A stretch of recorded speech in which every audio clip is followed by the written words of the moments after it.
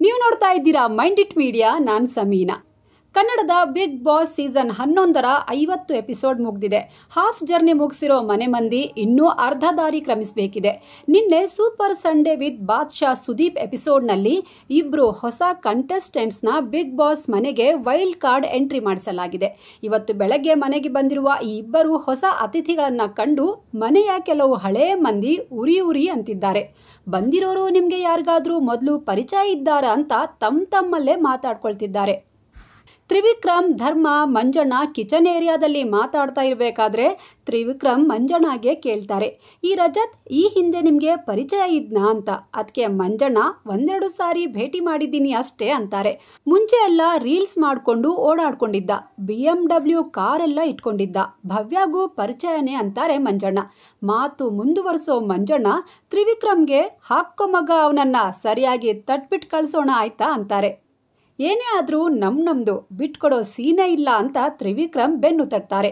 ಮುಂಚೆ ರಂಜಿತ್ ಇದ್ನಲ್ವಾ, ಅವನ ಜಾಗಕ್ಕೆ ಈ ರಜತ್ ಬಂದಿದ್ದಾನೆ ಅಷ್ಟೇ ಅಂತ ಎತ್ಕಟ್ಟಿದ್ದಾರೆ. ಇದಕ್ಕೆ ತ್ರಿವಿಕ್ರಮ್ ಇನ್ನೂ ಈಗ ಬಂದಿರೋದಲ್ವಾ, ಮುಂದೆ ನೋಡ್ಕೊಳ್ಳೋಣ ಅಂತ ರಿಯಾಕ್ಟ್ ಮಾಡಿದ್ದಾರೆ. ಇದೆಲ್ಲವನ್ನ ಸುಮ್ಮನೆ ತಂಪಾಡಿಗೆ ತಾವು ಕೆಲಸ ಮಾಡ್ತಾ ಧರ್ಮ ನೋಡ್ತಾ ಇದ್ದಾರೆ. ಅಷ್ಟರಲ್ಲಿ ಅಲ್ಲಿಗೆ ಬರೋ ನ್ಯೂ ಕಮರ್ ರಜತ್, ಬ್ರೋ, ನಾನು ಮನೆಯಲ್ಲಿ ಯಾವತ್ತೂ ಪಾತ್ರೆ ತೊಳೆದವನೇ ಅಲ್ಲ, ನನ್ನ ತಟ್ಟೆ ನಾನು ಎತ್ತಿ ಕೂಡ ಇಟ್ಟಿಲ್ಲ. ಮನೆಯಲ್ಲಿ ಎಲ್ಲರೂ ಅದೇ ಹೇಳಿದ್ರು, ಹೋಗು ನಿನ್ಗೆ ಮನೆಯಲ್ಲಿ ಇದೇ ಹಬ್ಬ ಅಂತ. ಈ ಮಾತಿಗೆ ತ್ರಿವಿಕ್ರಮ್ ಮತ್ತು ಧರ್ಮ ವೆಲ್ಕಮ್ ಅಂತ ನಗ್ತಾನೆ ಹೇಳಿದ್ದಾರೆ.